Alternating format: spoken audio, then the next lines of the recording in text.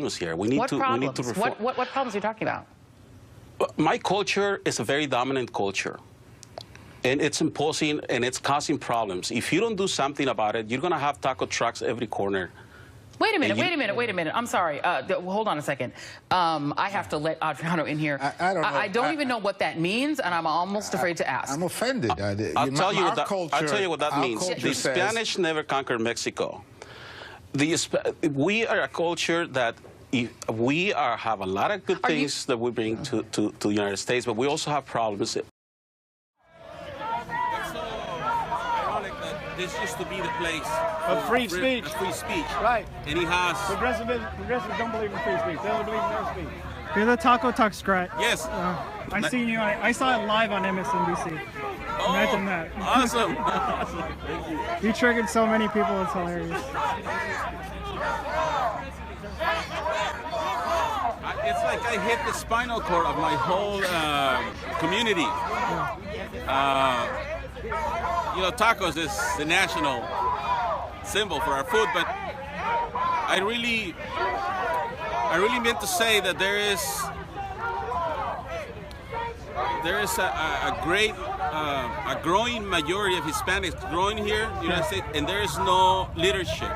We're just there, and I think that if we don't structure ourselves, there's gonna be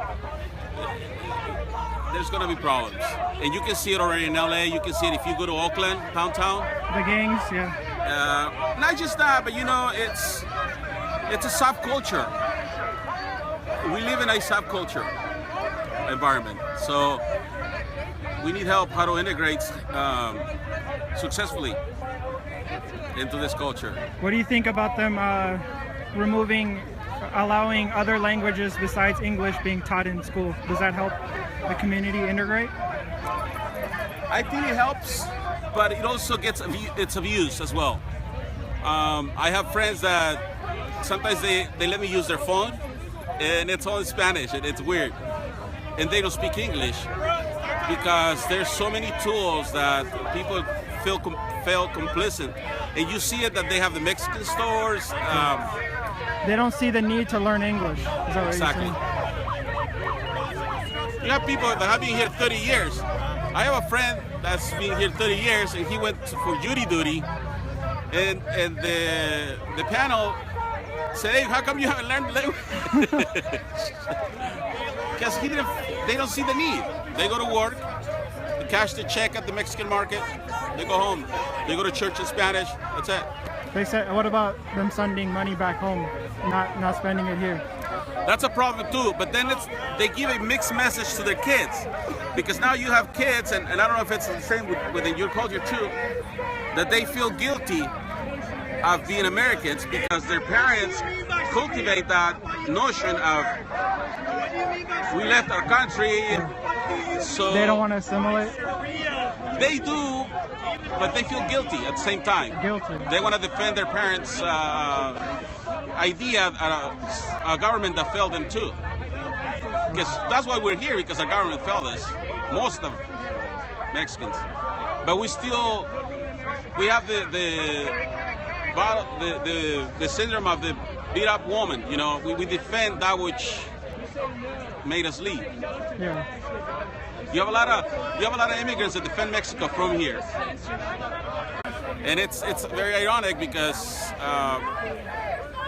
we're not there anymore. No? So I appreciate it. That's what I tried to say with taco tracks on every car. Yeah, she does that all the time. She's really good, huh? On Saturdays, sometimes I watch her.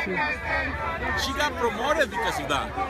Really? Yeah, she did so good.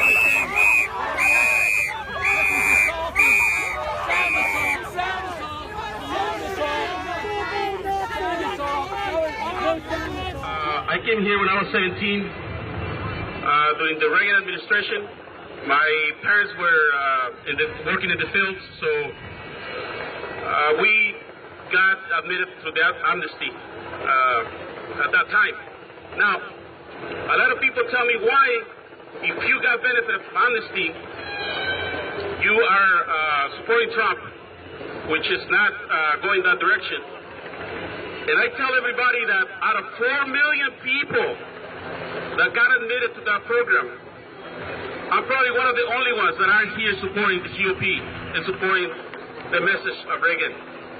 So obviously we did something wrong, or you did something wrong. But Hispanics, the left has kidnapped our communities. You have to identify as a Hispanic or a Hispanic immigrant. You have to identify as a Democrat, because if you don't, they're going to ridicule like they did to me with taco trucks on every corner. They're going to try to make you look like you're crazy. And although I might be a little crazy, I don't think that is cool, because that is not democracy. The sign of democracy should be, we should be allowed to have a First Amendment right.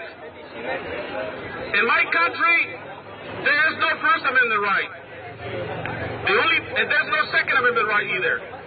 The only people that have the guns in my country of origin are the bad hombres, the bad dudes, and the authorities. And sometimes they're the same people. Okay? We're not there yet. Let's not allow this country to go into that status. Yeah. Let's defend it at the border, like Donald Trump says. When are we going to fight Mexico at the border? Donald Trump was helping us, and I'm going to say this for my Hispanic friends. He was trying to help us. He knew that 80% of the women get raped at the border. There is something called raping trees. Now, can you guys imagine that? There is something called raping trees at the border. And the bad hombres feel proud of that. We need to stop They're coming here, guys. Okay. We need to stop illegal immigration, guys. It must be stopped. And Donald Trump has the 10-step immigration program that will make that happen. But the border must be done. The wall is not racist. Illegal immigrants are not racist. The wall is a symbol to enforce compliance. You shall not pass this wall.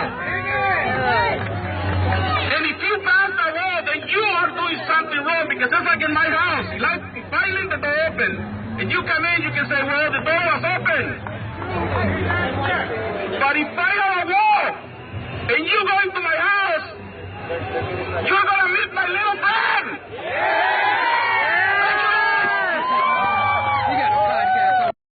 Fantastic.